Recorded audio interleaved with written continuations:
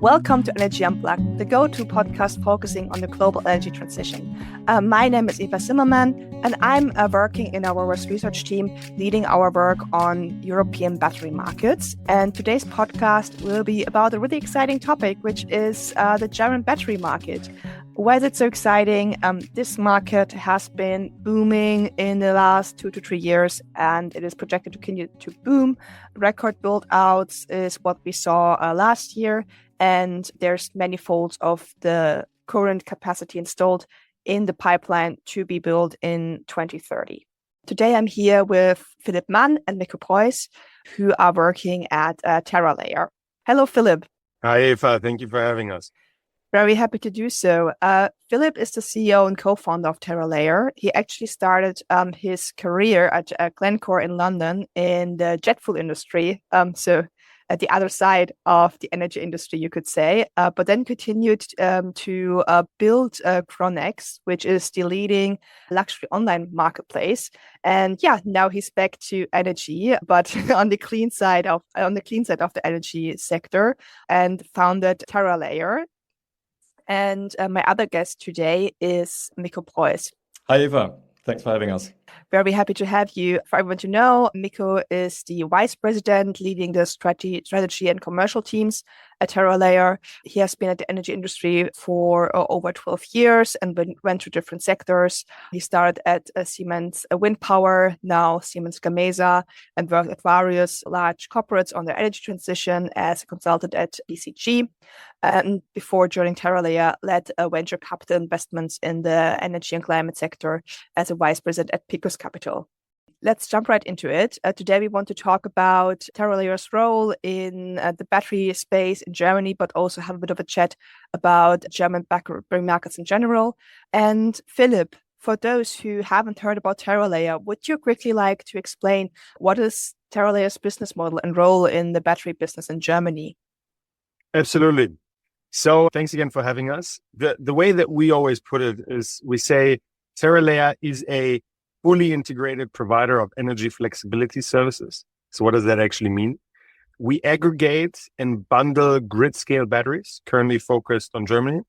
We virtualize them, and we essentially sell virtual batteries to a range of customers for contract durations between 15 minutes and 15 years.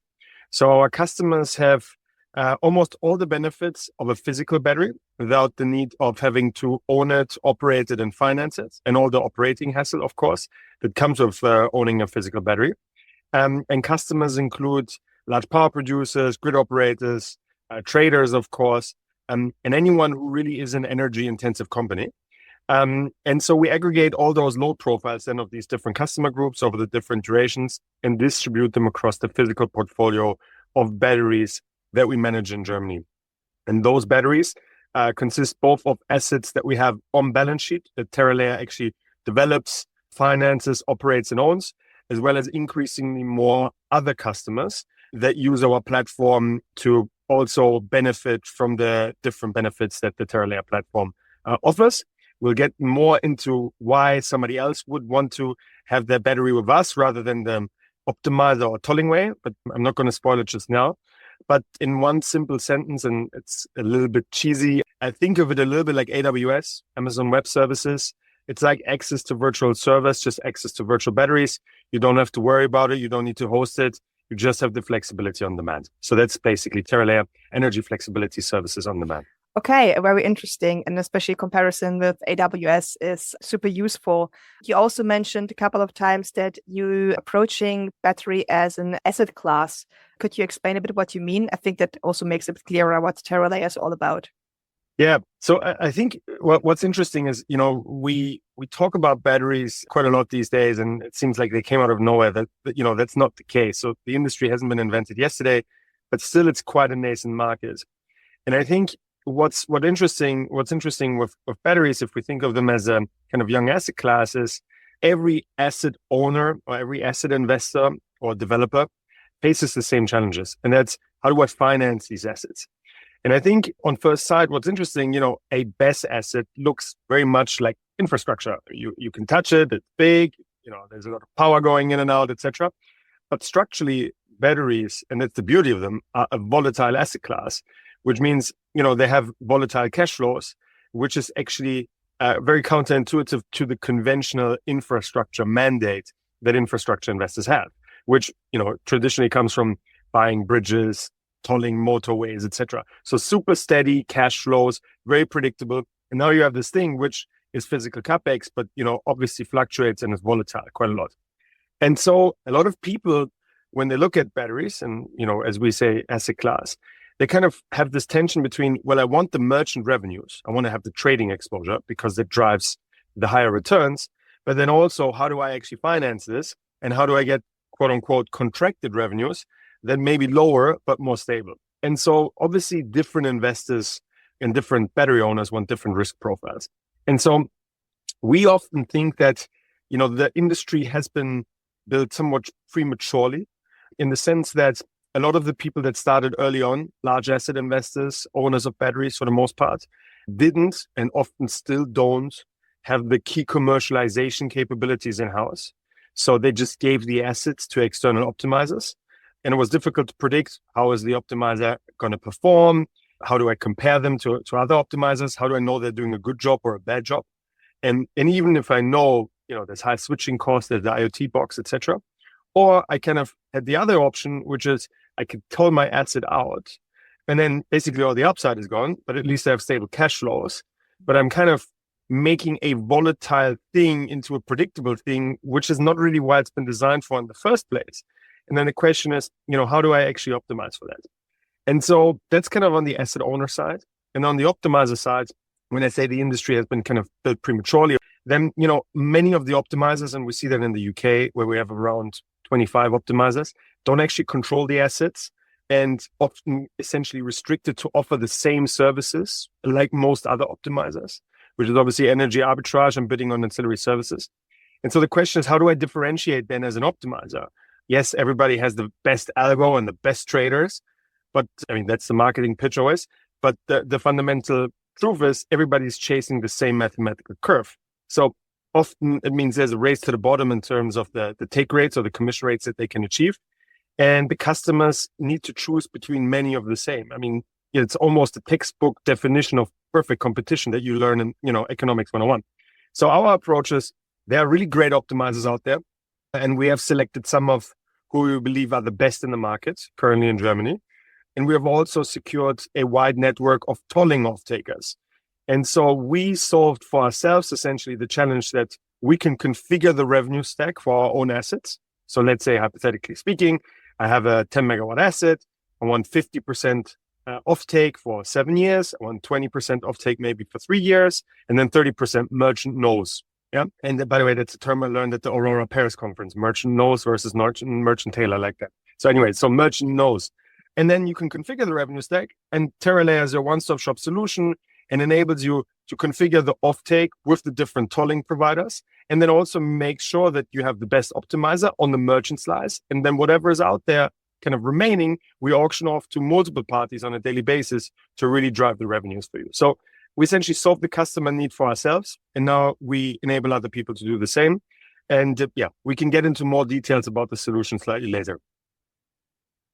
Great. Just to summarize that, you basically could see yourself as a bit of a matchmaker in the market, right? Where you bring together different risk profiles, different needs, and basically bridge this gap that you sometimes have. Exactly. We ultimately enable people to not have to choose binary. I want to toll it all, or I want to have all merchant. Mm-hmm. You can configure it with different parties. We take care of all of the infrastructure. It's a one-stop shop solution, no headache. And you can change your mind all the time. We're the platform. We don't try to sell you our own algo, our own trading strategy, because we're not an optimizer. We partner with some of the best, and that's the service that we offer you. Okay, great. No, super interesting. And I think super crucial, because the appetite for batteries in Germany is high, but the risk profile is often something that also our clients are still a bit uncomfortable with. So I think you're having a really good approach here. Given that, you say you partner with traders, so this is pretty clear. But I was wondering, compared to other parts of the industry, like traditional developers, how do you compare and how do you partner usually with them? So I think we are a somewhat strange animal in the sense that We are also an owner operator ourselves, but then we also operate other people's assets. And by the way, one of the reasons why we don't optimize ourselves in-house is A, we don't want conflicts of interest with our customers. And B, we believe past performance does not indicate future performance. So we believe it's good to continuously have different strategies switched in and out. But kind of how do we differentiate ourselves? So I think, first of all, important to kind of restate, we're not an optimizer. We're a platform. We enable people to adjust between tolls and contracted merchant revenues. And then the merchant slice that is on the platform is auctioned off to multiple parties rather than just one. So we're in between. Like you said, we connect capacity with the best off-takers at the right time. So the supply side, like you said, is also our own portfolio. And how do we differentiate to traditional developers? I think we don't develop to sell. Anything that we develop in-house or also with development partners, we develop to keep, because ultimately everything that we kind of build is as supply for our flexibility platform. And on the demand side, we have different off-takers of flexibility, which are essentially large institutional power traders, the integrated power players, the former hydrocarbon or still hydrocarbon businesses that are also going into power more and more, and anyone who really is a large consumer. And I think maybe on how does that differentiate, I think the simple way to put it is, if you're an off-taker, the reason why you would want to work with us is because an off-taker is, the tollers, or a potential, optimizer is, you have access to flexibility on demand without owning the physical asset, without incurring the capex. For the optimizers, you have a simple integration via our API, or we call it Energy Cloud internally. And for the customer, being the asset owner, for the supply side, the benefit is you have the freedom to choose from many best optimizers. You have one-time integration with us. You can switch optimizers within seconds. So you have access to multiple off-takers on the merchant side as well as on the tolling side. You can continuously adjust your customer revenue profile. We essentially have a dial which you can move left and right, merchant and contracted, and that can continuously be switched. And then also from a degradation perspective, so asset health, the virtualization that we do reduces the physical strain on the assets and extends the battery life, because we are able to always see which asset within all the assets that we currently manage has the best of state of charge, has already run X amount of cycles, etc. So you can generate higher revenues per cycle and also have a longer, healthier asset lifetime. Okay, great. Very interesting. Given that we now understand a bit better what you're doing, I would be most interested in the how much. So how many megawatts do you currently have under contract? I mean, you already know us for quite a bit of time. We worked with Aurora obviously since day one, and we're a bit shy. Yeah, we didn't have a website for, I think, the first year of our existence, more or less. Or yes. I guess less. So we don't like to talk about numbers publicly too much, but what I can say is, there's in an industry where a lot of big numbers are thrown around, and you often hear the term bragawatt, not megawatts. What I would say is we have a very relevant pipeline. We are live. You can buy capacity today. I think what I don't like to say is pipeline, because I think people have often different understandings. What is secured grid? What is, secured grid could be many different things. What is secured land, etc. So it's hard to compare apples to oranges. But I think directionally, we're live. You can buy capacity. Our goal is to call it in the low triple-digit megawatts live by the end of the year. This year, most of that will still be our own asset base. But Mikko will talk about also some of the pipeline that we have on the flexibility side of things, which is also in the high relevant triple digits megawatts. Okay, yeah, great. Sounds super interesting, and good that you mentioned that you didn't have a website for quite some time.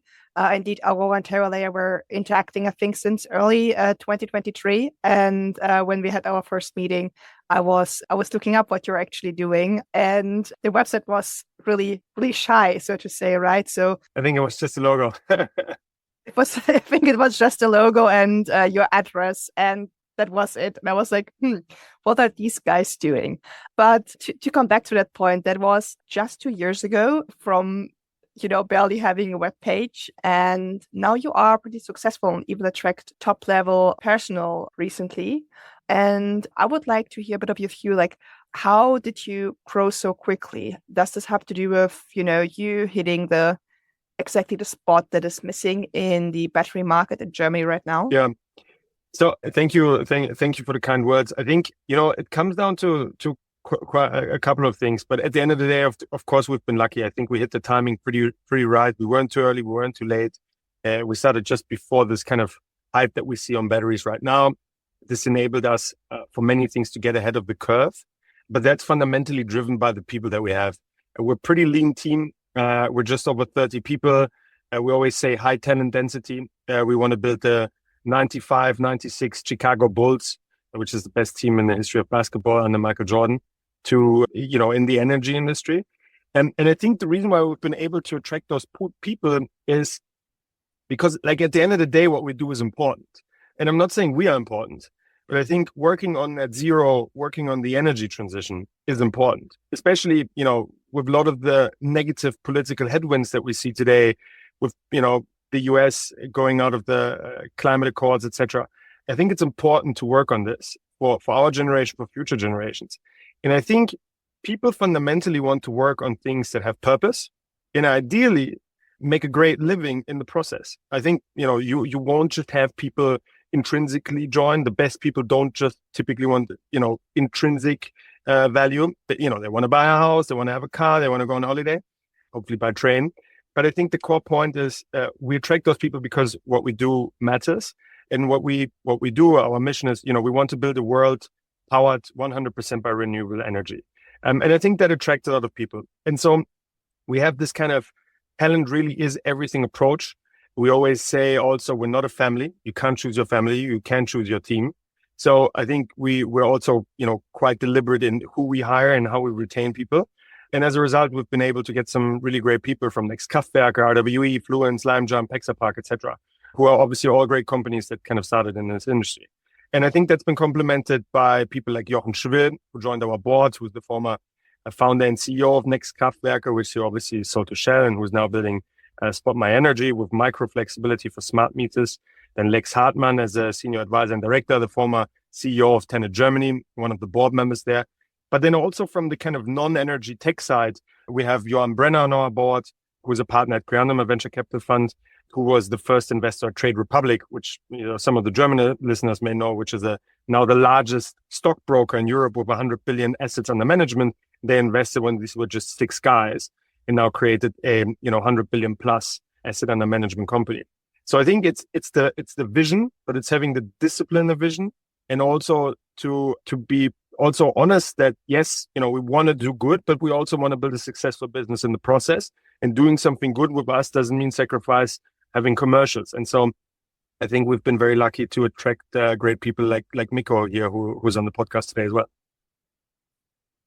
Great. And with this, you're already leading over to Mikko, with whom I now want to talk a bit more about the German battery market in general, also shifting a bit away from terralayr in detail. Mikko, we already hear that the German battery market is booming. Some even call it a hype, but there are also a couple of stones into the way of the German battery industry at the moment. What do you think about the current delay of the capacity mechanism, for example? Is it hurting the battery industry? Yeah, thank you, Eva. So first of all, I think the capacity market and the design of the regulation here is one of those examples where we are still lacking some clarity, right? So the legislative framework is not super clear yet. I think there's, to my knowledge, 3 options still on the table. And we are talking about a potential implementation by the end of the 2020s. Despite this limited transparency right now, I think there's 3 things that we can say today. First, and that is really important to us, batteries are working right now. They are a financially viable asset class. Philipp has spoken about the challenges before, but still there are investors willing to invest in battery storage, even without any subsidies, which I think is also important to mention compared to the early days of PV and wind. But not only that, I think we totally believe in the benefit of storage for the system, which is dominated by renewable power generation in the future. And unfortunately, there's a public debate right now about the value for the system of battery storage. We see it very clearly that the system would benefit from this asset class. Now, the second thing is, however, that stability also in terms of revenue stack is a very important factor. And a capacity market would, of course, contribute to that. So, of course, we believe that BESS should be included and would benefit from a capacity market in the future, and therefore believe we should really take care that batteries are not excluded from that or discriminated. So one example for that, where we see battery storage not properly reflected in some of the drafts, would be in the Power Plant Safety Act, so the Kraftwerkssicherheitsgesetz for our German listeners, where there's the proposal to include storage only with a minimum duration of 72 hours. We believe this is contradicting the state of the art of what we see in terms of what is invested in and what is built right now in storage systems, where we typically rather talk about 1 to 4 hour duration systems. And this is something I think we should be careful about. And third and last, in principle, we believe in a market-driven approach. So we believe if the capacity challenge is solved through an effective and efficient market-driven mechanism rather than a centralized one, that should be the most efficient one for society and the economy. And we do believe that our platform can play a role here, right? Because we are building and selling flexibility products, which would apply also to applications like capacity need in the market. Okay, great. But so you don't have stomach ache sometimes when you read about, for example, the Baukostenzuschuss for German listeners, the grid connection fee, and the insecurity you have around that. Doesn't that stop appetite a bit? And don't you hear worries from investors when you talk with them? Yeah, I mean, there's Buscopan if you have stomachache. So no, just joking. So look, I think the BKZ, and maybe in one sentence for non-Germans, very German word, the Baukostenzuschuss, BKZ, is a grid connection charge. It's a fee imposed on the grid by the grid operator to cover the costs of connecting a new asset, like a power plant or renewable energy installation or battery storage system to the electricity grid. And it's intended to partially offset the infrastructure expenses. Now, batteries are being unfairly discriminated, as you of course know, Eva, and we think the BKZ is expensive and unfair for batteries. Why is that the case? So the goal of the BKZ is to allocate part of the costs to the plant operator. And the current situation that we have in Germany, of course, is the BKZ has been ruled inadmissible and is currently with the federal court. Now, the Bundesnetzagentur, so the regulating body that is supposed to oversee the build out of the grids, published a position paper, actually November 24, that batteries should pay the BKZ. And that's simply not fair. And, fairness aside, it's just not good for the country, because the BKZ is a barrier for the future of Germany. Higher costs slow down the energy transition targets. It actually leads to higher curtailment, which increases the costs in Germany, especially for end consumer. And the reason why I say unfair is the fact that PV and wind don't have to pay BKZ, but batteries do. It just doesn't make sense. And in fact, I think it doesn't make sense because you have all the wind and PV being built, not paying BKZ, and we have to curtail it. But then the batteries who could actually help the situation have to pay the BKZ. So the others can be curtailed and still be paid under the EEG. So I think that's counterproductive and unsupportive. And I think to anyone, I hope maybe some regulators listening to this, there is no future without batteries. It's as simple as that. The system needs batteries. Technologies will evolve, but energy storage has been there 100 years ago with pumped hydro. Batteries are just the modern day mini version of that. We'll see more and more. And batteries are good for the grid. Sometimes batteries don't help locally, but that's because our system is a one-stop shop solution. We need to be more granular. We're happy to work on that, make batteries more netzdienlich, where they need to locally be there. But I think we need to build a strong regulatory framework that helps batteries be there.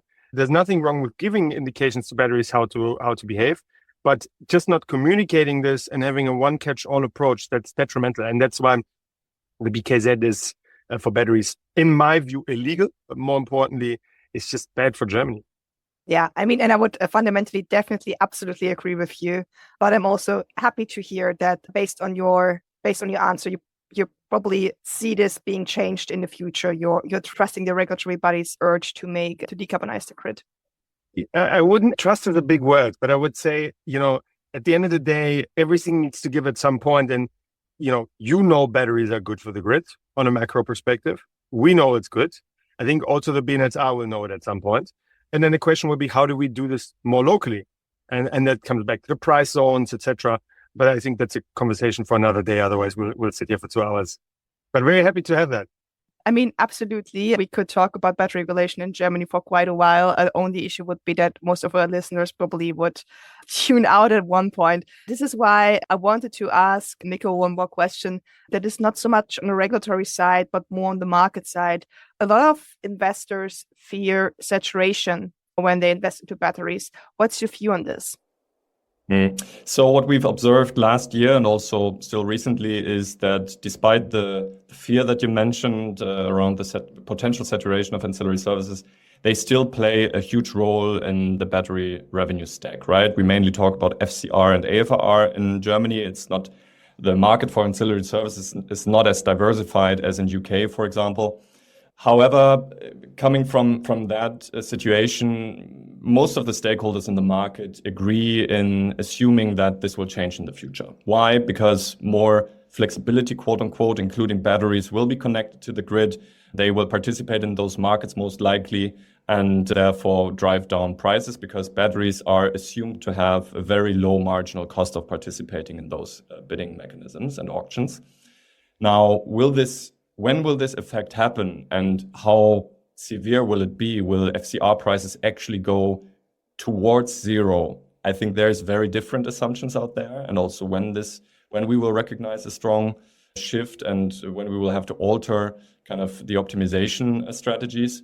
However, what we do see already is that investors adjust the profile of the batteries that they invest into. So, for example, 2 years ago, when it was, I would still call it the very early days of large-scale battery in Germany, it was, I think, the standard to invest in a 1-hour setup. So we would have 1 megawatt hour installed.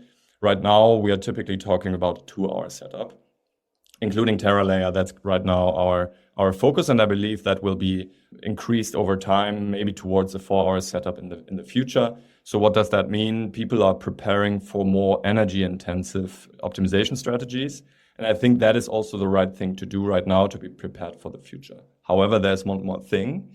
We at terralayr believe next to that, you should also diversify your offtake structure as much as possible.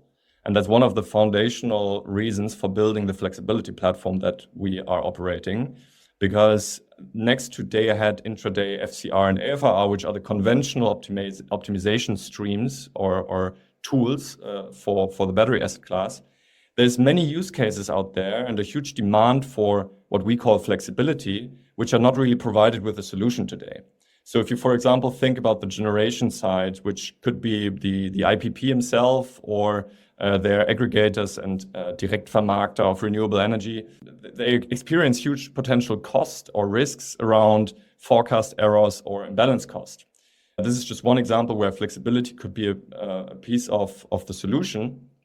And through our platform, we could provide it to them as a building block of their portfolio in order to hedge against those risks and capture additional value.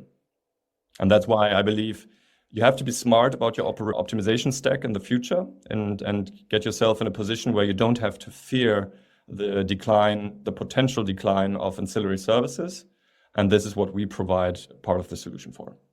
So could you also say, based on that the terralayr platform is increasing the bankability of battery storage? Absolutely. I think that's one of the fundamental drivers of the asset class. Philipp mentioned it in the beginning. Financeability, bankability is what can unlock additional investments in battery storage, and which I would even call one of the key bottlenecks in the market right now. How do you do that? I think one way to do it is to diversify and therefore secure your offtake and revenue stack. But another way would be to secure the future revenues through contracts with bankable counterparties. And that's what we would call tolling in the battery industry. It's an old term which comes, I think, from the gas sector some years ago, where this is kind of a known concept. And we apply it now also to batteries. So at terralayr, you could purchase what we call a virtual toll, which has some benefits over just contracting with an individual physical asset.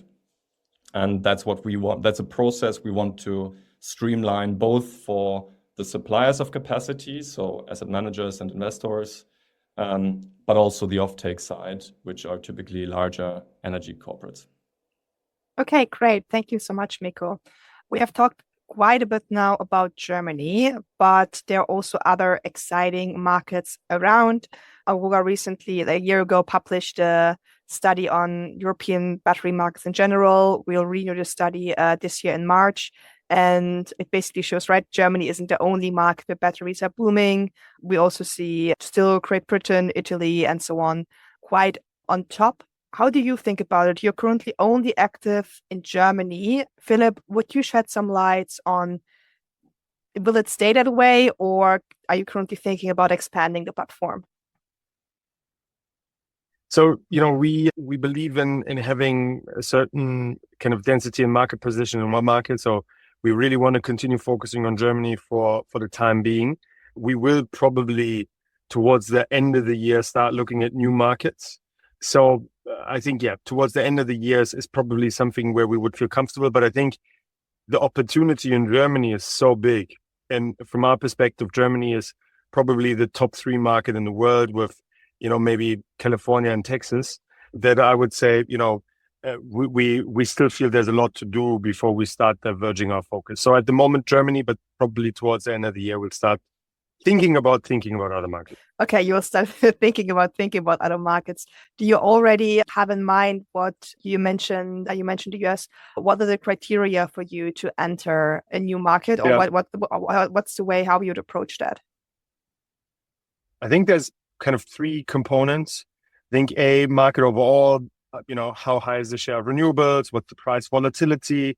Is the share of conventionals falling? And, is there a low but strongly growing asset base of batteries? And also, specificities like, depth of PPA market, etc. I think then secondly, regulatory landscape, super important. So is there anything that supports or prohibits batteries? Are there any capacity-like mechanisms that help us potentially finance things? Is the market state regulated beyond wholesale and ancillary services? Is there something that wouldn't be great? And I guess, who is already playing in this market? And then last but not least, actually not last, is kind of development and execution. I think, how much competition is there in project development? What's the time to grid connections? And, what are development costs overall? We like markets, to be honest, where you need to have a little bit of capital to play. So like just reserving grid reservations, as you have in Germany, for free, essentially. I don't think that's great because you just have a lot of kind of people parking grid reservations. I think it's good if you need to pay a bond or a down payment because, it weeds out the level of interest and how serious that is.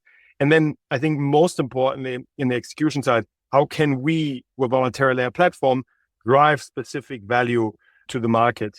Are there a lot of people that need flexibility use cases?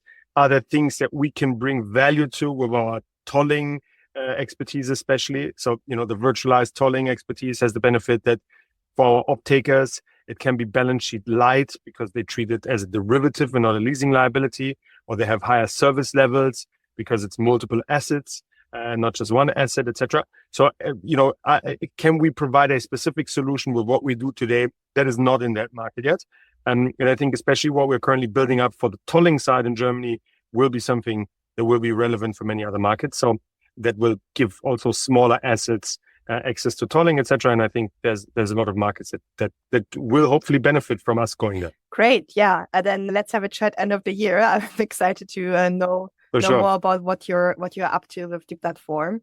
And this already brings us to the end of our episode. Thank you a lot, Philipp and Mikko, for talking with me about terralayr and its role in the German energy market and the state of the German energy market. It was a pleasure to have you. Thank you, Eva, and hopefully looking forward to being invited back. And thanks a lot, Mikko, for talking about the German battery market.